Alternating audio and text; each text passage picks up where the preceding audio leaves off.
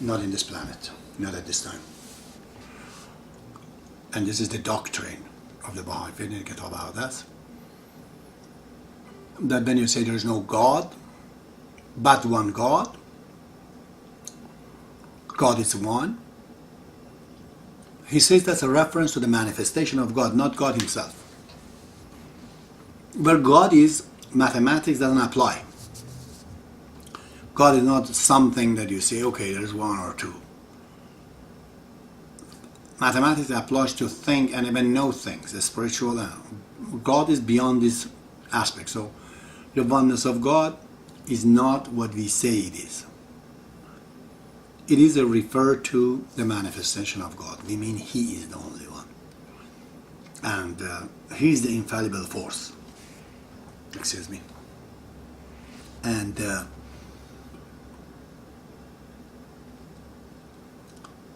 I've studied for myself because I wanted to know. If somebody asking me, why would you follow Baha'u'llah? I'm not going to get into the detail of it, but I've explained it before, and you can refer to all the Baha'i books and the Baha'iLibrary.org, Baha'i Reference Library. All the books are there. The number one reason is that Baha'u'llah is being prophesied by all the religions of the past. Islam, Christianity, Judaism. You talk to the Baha'is, the book Thick in the Night, whatever. You read it, you'll find it. So all the prophecies ends to him.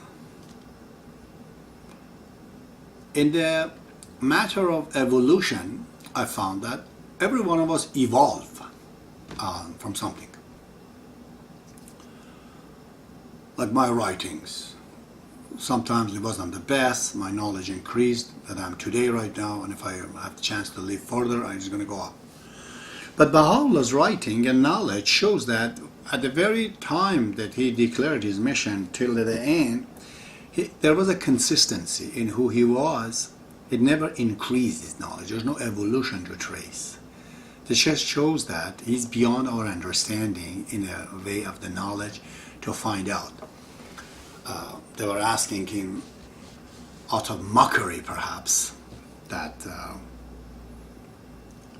some guys at those days in Iran, whether copper can turn into gold. It's the knowledge of alchemy. A lot of people in the East, they were after this. They're trying to find gold through alchemy, which is really, it is the chemistry that we have today, is old chemistry of finding gold. And Baha'u'llah says not only copper can turn gold, but all the elements can interchange to each other. All of them. In fact, they reach all to the same number, same everything. So that's pretty strange for a person to say that at a time when nobody knew about atoms. Even the theory of Dalton, atoms and unbreakable things. It was in 1905 when J.J. Thomson discovered the electron, and something was going in from the I guess positive pole to the negative, where the blue rays was going. They didn't know what it is, and he discovered this is the electron. And later on, Sir Rutherford found out proton within the atom the unbreakable in fact broke. And Rutherford found out through the beta decay, actually, that the elements can change to each other. A neutron, which one particle in the atom, it can break down into an electron and a proton and a neutrino.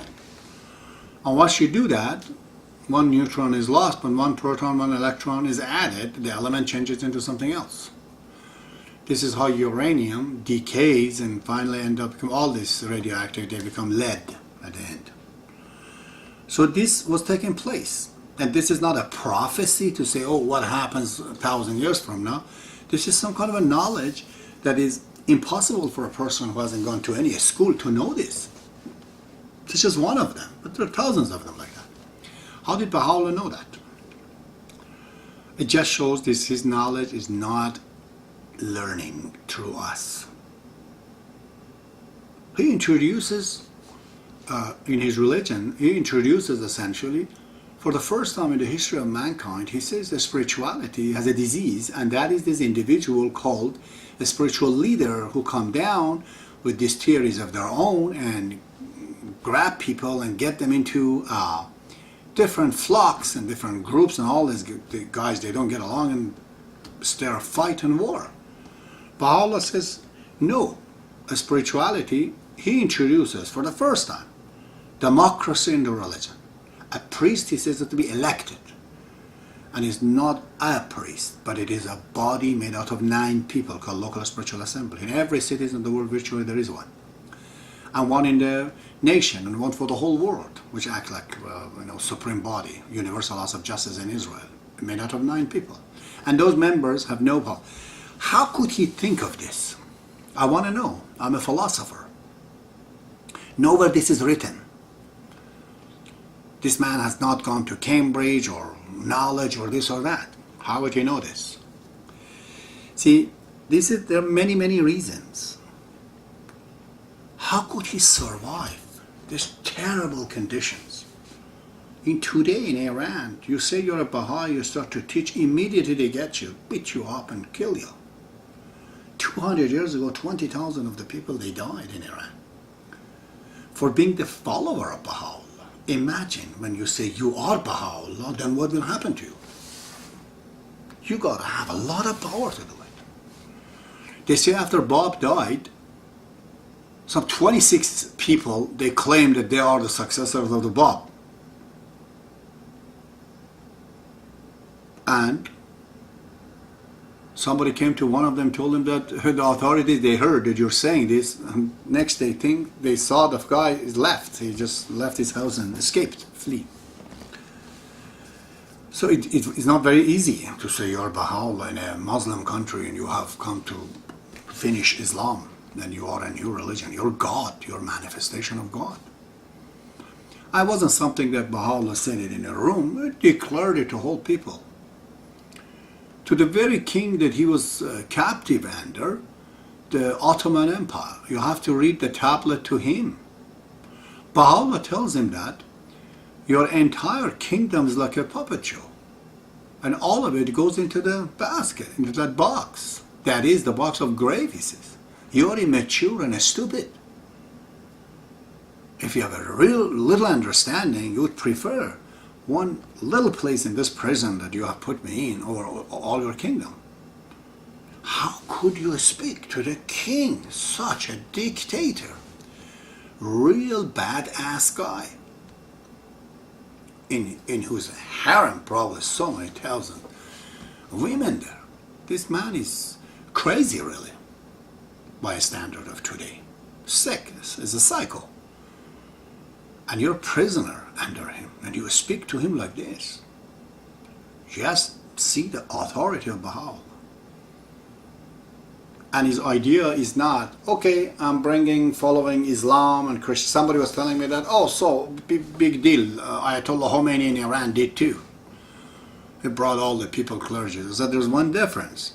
Ayatollah Khomeini had no power of himself. He, like a person, stole the money from the bank and showed wealth, which means he never said he brought a new religion or a new idea. He simply clinged himself to Islam. He borrowed the power from Muhammad, from Islam, to cheat the entire nation. And people borrowed it. But if he would say that, no, I have come to finish Islam, and Islam is gone, and I am the new prophet of God, immediately they would put him to psychiatric ward. That's what would happen. So don't make mistakes, the claim of Baha'u'llah with them. Baha'u'llah said exactly against whatever people were saying, in fact, religious-wise. So your religion is all over. This is a new one. I am, he says, the one who sent Jesus Christ. I am the Father. I am the Jehovah, he says. So how would you survive this in a circumstances like that in Iran? When I looked myself at these things, that all the prophecies ends to him. The fact that his knowledge is not based on evolution, and immensity and the depth of his knowledge in every aspect that they asked him, and his resistance over it. and most importantly, the religion that he has brought, Baha'i faith, more than 500 books, the greatest theory ever been proposed on the planet. More than 113 years. It started from the Bab, baha'u'llah, Abdul-Baha, Showi Effendi, and finally now the administrative order, universal laws of justice is in place right now. So this is why he is the master of spirituality. And if I found tomorrow, or if you know somebody better than him, show it to me. I have no prejudice. I'm being Baha'i totally based on the science and the logic. I have not seen Baha'u'llah personally. I have a brain and the knowledge that has been transferred to me ever since the inception of mankind. Using all of that, I've come to these conclusions. That there is no other way. If you want to go through the spirituality, you gotta go through him. But he says, the first thing is to recognize me, he says. It's very, very amazing in this verse. Let me get the book, if I have it around, and actually read this verse. I need my glass to do this.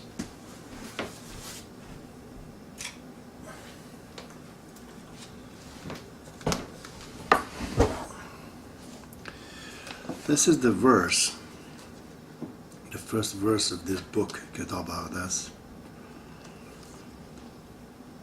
Quote, the first verse.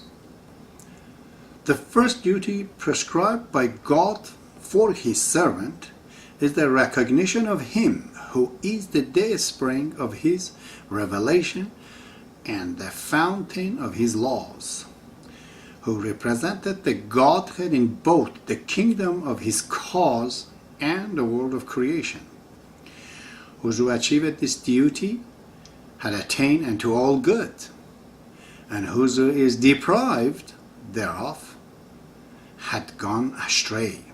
Thou he be the author of every righteous deed. It behoved everyone who reached this most sublime station, the summit of transcendent glory, to observe every ordinance of him who is the desire of the world. These twin duties are inseparable, neither is acceptable without the other. Thus had it been decreed by him who is the source of divine inspirations. Well, I'm like one of those inspectors. I dig into things. I look at it. And I say that immediately he distinguishes his writing, his cause from others. He says that this is not philosophy, this is not writing, this is not poetry, this is not law. This is a prescription, he says. Okay, it's prescribed. I'm a doctor, he says. You can't go against a doctor if you want to be healthy. He said, don't call my writing another book of philosophy, another book of poetry. It's prescriptions, he says. Okay? And then he says, never mind knowing God.